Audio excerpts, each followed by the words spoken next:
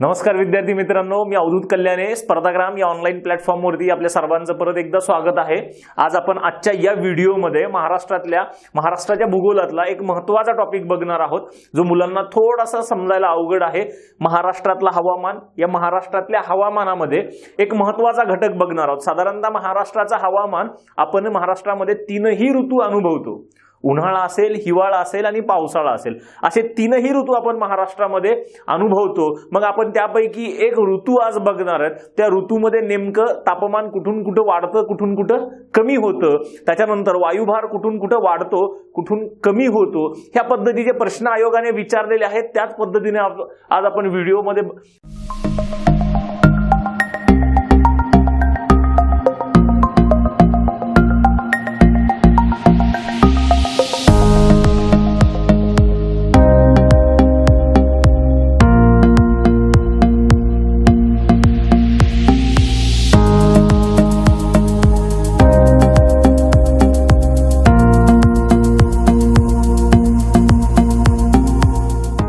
घेणार आहेत ते सगळं. चला, आज महाराष्ट्रातले जे काही तीन ऋतू आहेत त्या तीन ऋतूमधला एक ऋतू बघूयात. उन्हाळा ऋतू बघूयात. कुठला? उन्हाळा ऋतू बघूयात. उन्हाळा आपल्याकडे साधारणतः पहिली गोष्ट उन्हाळ्यातली काय आहे तर उन्हाळा आपल्याकडे कालावधी काय उन्हाळ्याचा. उन्हाळा आपल्याकडे म्हणतो आपण मार्च सुरू झाला की मार्च हळूहळू म्हणतो की अरे ऊन वाढायला लागले, उन्हाळा सुरू झालाय. उन्हाळा सुरू झालाय म्हणजे काय? उन्हाची तीव्रता वाढायला लागली आहे. उन्हाची तीव्रता, उष्णतेची तीव्रता वाढायला लागली आहे. आणि ती उष्णतेची तीव्रता वाढण्यामागचं कारण काय आहे तर 21 मार्च नंतर सूर्यकिरण कुठं लंबरूप पडतायत बघा.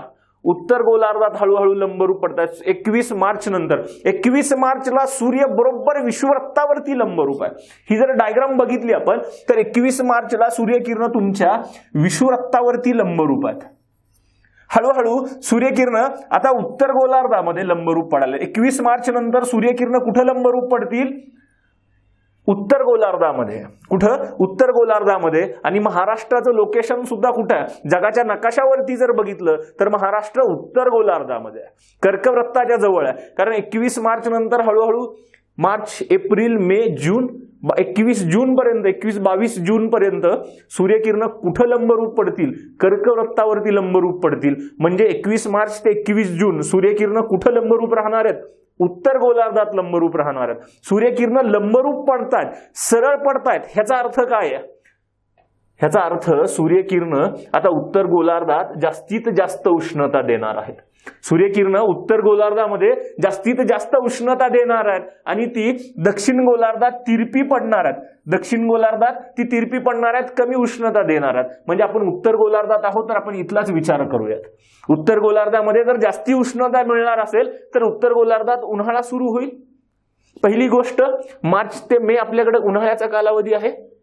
त्याचबरोबर ज्यावेळेस सूर्यकिरण लंबरूप पडतात त्यावेळेस सूर्यकिरण ज्यावेळेस लंबरूप पडतात म्हणजे सरळ पडतात, ती लवकर येतात आणि उशिरा जातात. का? तर त्यांना कमी अंतर ट्रॅव्हल करावं लागतं. हे जे अंतर त्यांना प्रवास करावं लागतं हे अंतर जास्त आहे, इथलं अंतर त्यांना कमी आहे. म्हणजे ती लवकर पोहोचतात आणि उशिरा निघतात. म्हणजे तिथं काय होणार आहे? दिवसाचा कालावधी सुद्धा, दिनमानाचा कालावधी सुद्धा वाढणार आहे. आपल्याकडे उन्हाळ्यात बघा, सकाळी 5:30 वाजल्यापासूनच चांगलं उजडायला लागतं. संध्याकाळी 7 वाजले तरी आणखी दिवस मावळलेला नसतो, पूर्णतः मावळलेला नसतो. आपल्याकडे बराच प्रकाश असतो संध्याकाळी 7 वाजता सुद्धा. दिवसाचा कालावधी वाढलाय. सूर्यकिरण लंबरूप असल्यामुळे उत्तर गोलार्धामध्ये तापमान वाढलंय, उष्णता वाढली आहे. कारण सरळ पडणारी सूर्यकिरण जास्ती उष्णता देतात. म्हणून आपल्याकडे उन्हाळा कधी आहे? मार्च ते मे या कालावधीमध्ये उन्हाळा आहे. मग उन्हाळ्याचं जर वैशिष्ट्य बघितलं तर उन्हाळ्यामध्ये महाराष्ट्रात मे महिन्यात सर्वाधिक तापमानाची नोंद होते. बेसिक फॅक्ट, जिथे एमपीएससी तुम्हाला विचारेल प्रश्न. त्याच्यानंतर मग उन्हाळ्यामध्ये जी काही हवामानाची वैशिष्ट्ये काय? उन्हाळ्यामध्ये काय असेल हवामान?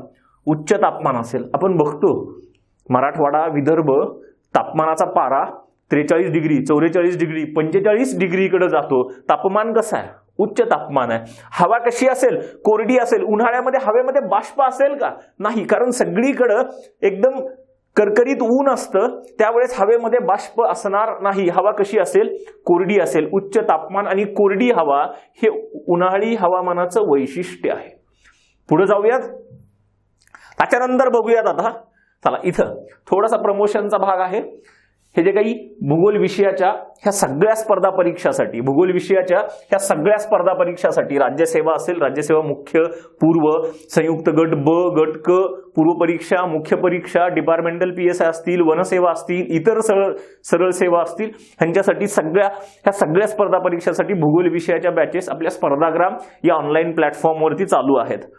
चला पुढे जाऊयात. हा जर थोडासा मॅप बघितला महाराष्ट्राचा, हा मॅप कुठला, मॅप काय सांगतोय, तापमानाचं वितरण सांगतोय. हा नकाशा काय सांगतोय, उन्हाळ्यातलं साधारणतः मे महिन्यातलं, महाराष्ट्रातलं मे महिन्यातलं तापमानाचं वितरण सांगतोय. बघा तापमान कुठून कुठे, आपण अगोदर कोकण विभागाकडे जाऊयात, कोकणाकडून हळूहळू नागपूर विदर्भाकडे जाऊयात, तापमानाचं वितरण कसं कसं होतंय बघूयात. साधारणतः कोकणामध्ये उन्हाळ्यामध्ये तापमान जास्ती वाढत नाही. त्याचं कारण काय आहे, कोकणाला लाभलेला समुद्र किनारा किंवा समुद्र किनाऱ्याचं सानिध्य असल्यामुळे कोकणामध्ये तापमान जास्ती वाढत नाही. जास्तीत जास्त तापमान कोकणामध्ये 30 ते 33 डिग्रीच्या रेंजमध्ये राहतं आणि किमान तापमान 25 डिग्री सेल्सिअस पर्यंत राहतं. जास्तीत जास्त तापमान किती असेल, 30 ते 33 डिग्री पर्यंत असेल. किमान तापमान 24-25 डिग्री पर्यंत असेल उन्हाळ्यामध्ये. ह्याची जर बघितलं तर रत्नागिरीमध्ये उन्हाळ्यात तापमान बघा 32 डिग्री सेल्सिअस आहे. मुंबईमध्ये तापमान 33 डिग्री सेल्सिअस आहे. जास्ती तापमान वाढत नाही कारण समुद्र ज्या लवकर गरम होत नाही, त्यामुळे समुद्रावरून काही हवा, थंड वारे इकडे जमिनीकडे येतात आणि इकडलं तापमान, जमिनीवरचं तापमान दिवसा कमी करतात. म्हणून तापमानामध्ये मुंबई कोकण विभागामध्ये वाढ होत नाही. संध्याकाळी सुद्धा ज्यावेळेस तापमान कमी होतं ते कुठपर्यंत कमी होतं, 24 ते 25 डिग्री सेल्सिअस पर्यंत. मुंबईमध्ये उन्हाळा असा दमट उन्हाळा जाणवतो कारण तापमान जास्ती कमी होत नाही, हवेमध्ये आर्द्रतेचं प्रमाण असतं. मग जर दिवसा तापमान 30 ते 33 डिग्रीच्या रेंजमध्ये असेल आणि रात्री किमान तापमान 24-25 डिग्री सेल्सिअस मध्ये असेल तर कोकण विभागाची दैनिक तापमान कक्षा काय असेल. दैनिक तापमान कक्षा म्हणजे काय, 24 तासामध्ये सर्वाधिक जास्त तापमान आणि सर्वात कमी तापमान ह्यांच्यामधला फरक. साधारणतः मुंबईमध्ये आपण समजून घेऊ 30 डिग्री सेल्सिअस तापमान आहे सर्वाधिक आता एका 24 तासामधलं, आणि त्याच्यानंतर सर्वात कमी तापमान 24 तासातलं 24 डिग्री आहे. एका दिवसातला सर्वाधिक तापमान, हायेस्ट तापमान 30 डिग्री आणि सर्वात कमी तापमान 24 डिग्री सेल्सिअस आहे. ह्या दोघांमधला जर फरक बघितला तर 6 डिग्री सेल्सिअस आहे. म्हणजे मुंबईची एका दिवसाची 24 तासातली दैनिक तापमान कक्षा किती आहे, 6 डिग्री सेल्सिअस आहे. आणि या भागामध्ये म्हणजे कोकण विभागामध्ये दैनिक तापमान कक्षा 5 ते 6 डिग्री सेल्सिअस पर्यंत असते. ज्यावेळेस तुमची दैनिक तापमान कक्षा 10 डिग्री सेल्सिअस पेक्षा कमी असते, दैनिक तापमान कक्षा 10 डिग्री सेल्सिअस पेक्षा कमी असते, तेव्हा त्या भागातलं हवामान कसं असतं, सम असतं. म्हणजे जास्त तापमान, जास्त टेम्परेचर पण नाही, जास्त थंडी पण नाही, हवामान सम आहे. इथं दैनिक तापमान कक्षा 6 डिग्री सेल्सिअस पर्यंतच आहे. म्हणजे कोकण भागातलं उन्हाळ्यातलं हवामान सुद्धा कसं असेल, सम असेल. कोकणामध्ये दुसरा हा पॉइंट येतं लक्षामध्ये, वरचा पॉइंट, त्याच्यानंतर हा पॉइंट बघा थोडासा. कोकणामध्ये सर्वाधिक तापमान, तुम्हाला जर कधी एमपीएससीने प्रश्न विचारला की कोकणामध्ये खालीलपैकी कुठल्या महिन्यात सर्वाधिक तापमान असतं, तर कोकणामध्ये सर्वाधिक तापमान मार्च महिन्यामध्ये असतं. मार्च महिन्यामध्ये का बरं, तुम्ही म्हणाल सर मे मध्ये नाही, आपण फक्त कोकणाबद्दल बोलतोय. कोकणामध्ये सर्वाधिक तापमान मार्च महिन्यामध्ये आहे. मार्च महिन्यामध्ये का बरं, तुम्ही म्हणाल एप्रिल मे मध्ये नाही, का नाही, जसं जसं तापमान वाढेल एप्रिलमध्ये परत तापमानाचा पारा वाढेल, मे मध्ये वाढेल, त्यावेळेस इथून मान्सून पूर्व वारे म्हणजे समुद्रावरून मान्सून पूर्व वारे कोकण किनारपट्टीकडे व्हायला सुरू होतात आणि हे वारे समुद्रावरून येताना थोडंसं बाष्प घेऊन येतात आणि थोडीशी तापमानाचा पारा कमी करतात. कुठं, एप्रिल मे मध्ये. म्हणून इथलं कोकणातलं तापमान एप्रिल मे मध्ये कमी होतं हळूहळू. काय होतं, मे मध्ये एप्रिल मध्ये मान्सून पूर्व वारे व्हायला सुरू करतात समुद्रावरून, समुद्र उशिरा तापतो, थोडासा थंड आहे जमिनीपेक्षा, येताना समुद्रावरून बाष्पयुक्त वारे येतात थोडेसे, आणि ते बाष्पयुक्त वारे जमिनीवरच्या भागावरती आल्यावरती इथलं तापमान कमी करतात. म्हणून कोकण भागामध्ये सर्वाधिक तापमान मार्च महिन्यात आढळतं, ना की ते एप्रिल मे मध्ये नाही. येते गोष्ट लक्षात, कारण इथं हा जर नकाशा बघितला, इथं बघा तापमान ही जी रेष आहे हे काय दाखवते, तापमानाची रेंज आहे 30 डिग्री सेल्सिअस कोकण भागामध्ये. त्याच्यानंतर आता कोकणाकडून आपण जसं जसं पूर्वेकडे येत जाऊ, कोकण भागाकडून आपण जसं जसं पूर्वेकडे येत जाऊ, आपण समुद्र किनारपट्टीपासून जसं जसं दूर जाऊ तसं तसा तापमानाचा पारा वाढायला सुरू होईल. इथं 30 डिग्री सेल्सिअस पर्यंत आहे, इथं दिसत असेल तुम्हाला 35 डिग्री सेल्सिअस, त्याच्या बाजूला 37.5 डिग्री सेल्सिअस, त्याच्यानंतर 40 डिग्री सेल्सिअसचा पट्टा असणारा ही रेषा आहे, समताप रेषा आपण ज्याला म्हणतो. त्याच्यानंतर 42.5 डिग्री, तुम्ही विदर्भात आलात की 42.5 डिग्री, त्याच्यानंतर 42-43 डिग्री. म्हणजे महाराष्ट्रामध्ये जर बघितलं तर उन्हाळ्यामध्ये तापमान कुठून कुठं वाढतंय, पश्चिमेकडून पूर्वेकडे वाढत जात आहे, पश्चिमेकडून पूर्वेकडे वाढत जाते. म्हणजे कोकण किनारपट्टीकडून विदर्भ मराठवाड्याकडे तापमान उन्हाळ्यामध्ये वाढत जात आहे.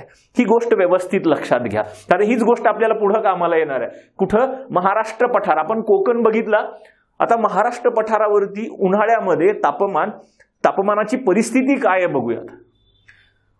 पठाराच्या पश्चिम भागामध्ये, म्हणजे जिथून महाराष्ट्र पठार सुरू होतं, सह्याद्री नंतर महाराष्ट्र पठार जिथं सुरू होतं तिथं तापमान 35 डिग्री ते 40 डिग्रीच्या, म्हणजे नगर असेल, पुणे असेल, सातारा, सांगली, कोल्हापूर ह्यांची पूर्व बाजू, ह्या बाजूमध्ये आणि सोलापूर इथं तापमान काय असेल उन्हाळ्यामध्ये, साधारणतः 35 ते 40 डिग्रीच्या रेंजमध्ये असेल.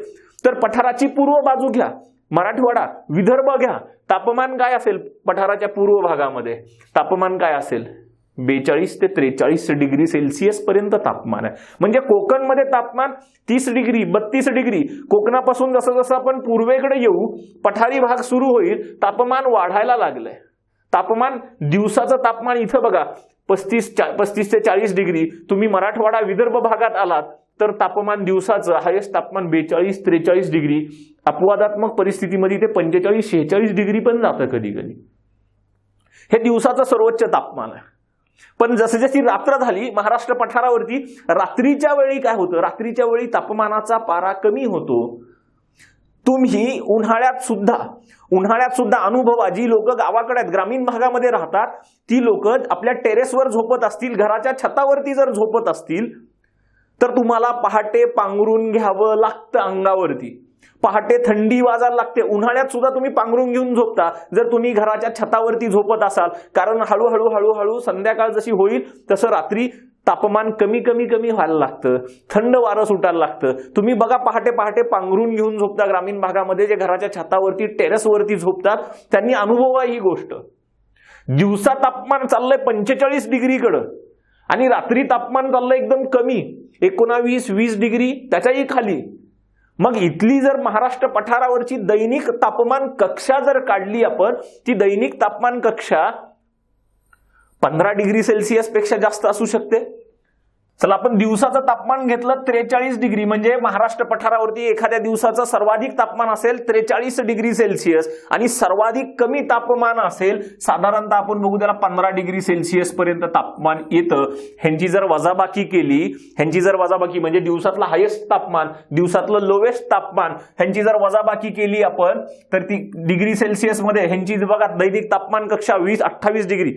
सर्वसाधारण एवढी जरी नसेल तरी सर्वसाधारण ज्या वेळेस ही दैनिक महाराष्ट्र पठारावरती उन्हाळ्यामध्ये दैनिक तापमान कक्षा ही 15 डिग्री सेल्सिअस पेक्षा जास्तच असते, कधी पण 15 डिग्री सेल्सिअस पेक्षा जास्तीच असते. आणि आपल्याला हवामानाचा नियम काय सांगतोय, जर तुमच्या दैनिक तापमान कक्षेमधला जर फरक 10 डिग्री सेल्सिअस पेक्षा जास्ती असेल, त्या भागामध्ये हवामान कसं असणार आहे, त्या भागामध्ये हवामान काय असणार आहे, विषम असणार आहे. त्या भागामध्ये हवामान कसं असेल तुमचं, विषम प्रकारचं हवामान असेल. म्हणून महाराष्ट्र पठारावरती हवामान कसं आहे, विषम प्रकारचं आहे. महाराष्ट्र पठारावरती हवामान विषम प्रकारचं आहे.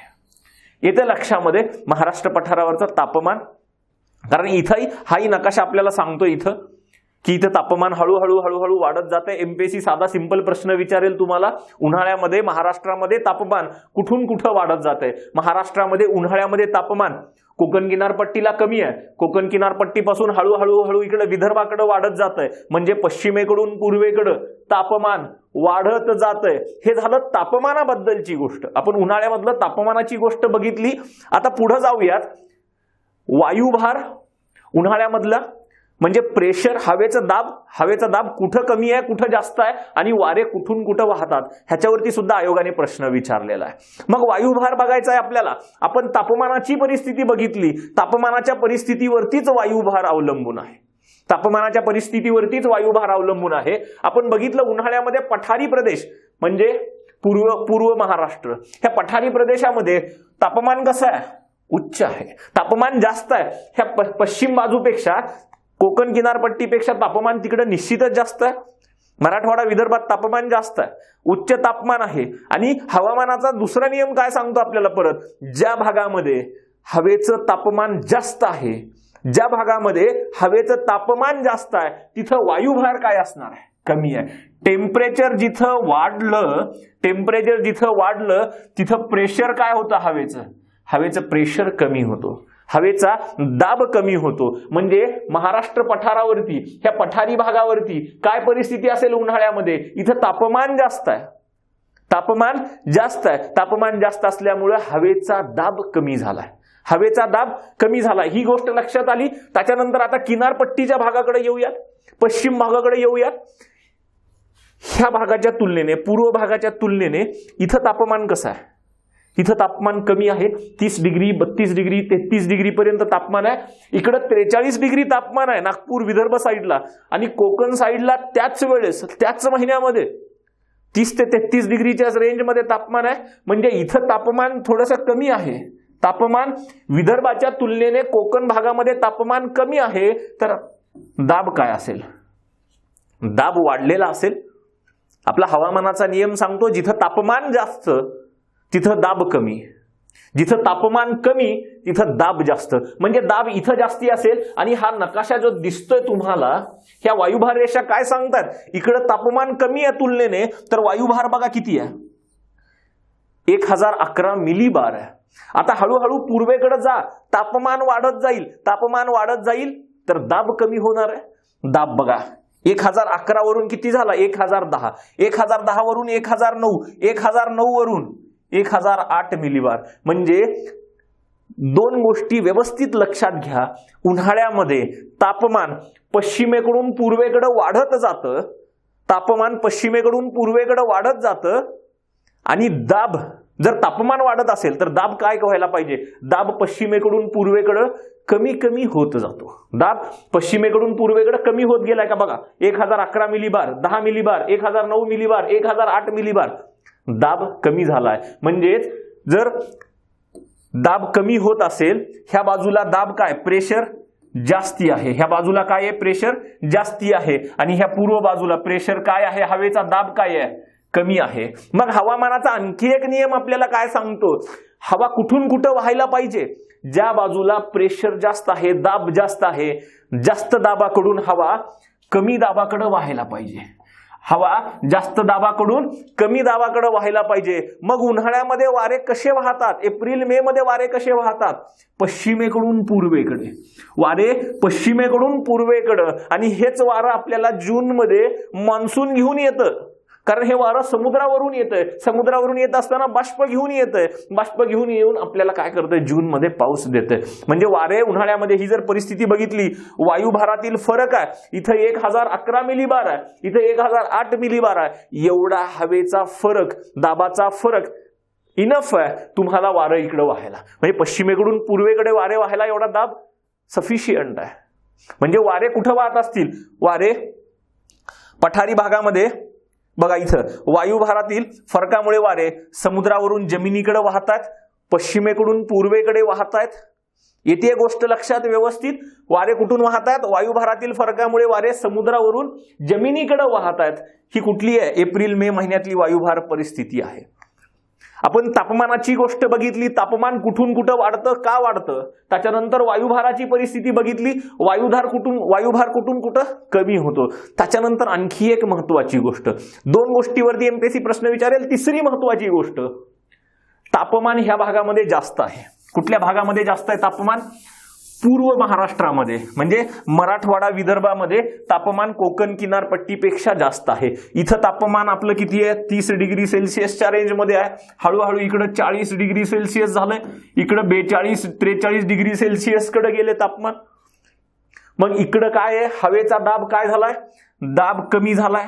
हवेचा दाब काय झालाय, तापमान जास्त असल्यामुळे हवेचा दाब कमी झालाय. ज्यावेळेस हवेचा दाब कमी होतो, हवेचं तापमान जास्त असतं, जास्त तापमानाची हवा हलकी असते, जास्त तापमानाची हवा हलकी असते. हलकी हवा हळूहळू हळूहळू वर जायला लागते. कुठलीही हलकी गोष्ट वाऱ्यामुळे हळूहळू वर जायला लागते. हळू जर वर जात असेल आणि हवेचा जर हळू वर जात असेल तर हवेचा कुठला प्रवाह निर्माण होतो, हवेचा ऊर्ध्वगामी प्रवाह निर्माण होतो. हवेचा ऊर्ध्वगामी प्रवाह निर्माण होतो. हवा वर जायला लागते आणि ह्या वर जाणाऱ्या हवेसोबत कधी कधी जर दाब जरा जास्तीच कमी झाला, दाब इकडं जास्तीच कमी झाला पूर्व महाराष्ट्रामध्ये, तर काय होतात, धुळीची वादळं निर्माण होतात. उन्हाळ्यामध्ये बघा वावटळ म्हणतो आपण त्याला, ती वावटळ हळूहळू हळूहळू वर वर वर वर सरकायला लागते.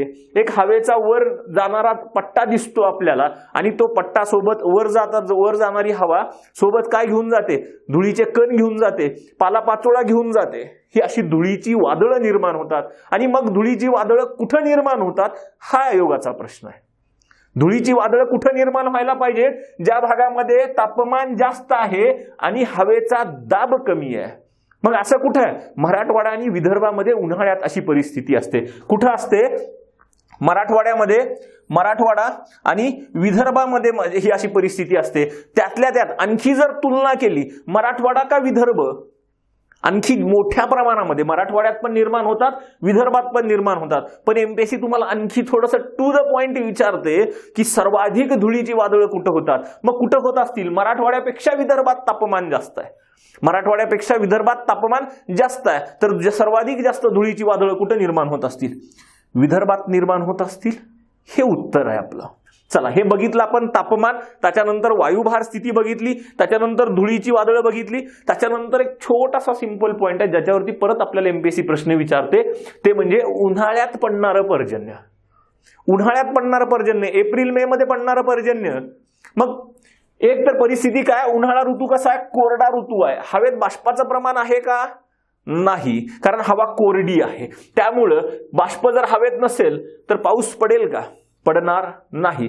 परंतु काय होतं, कधी कधी स्थानिक वायुदाबातील फरकामुळे local condition, local atmospheric condition थोड्याफार चेंज झाल्या.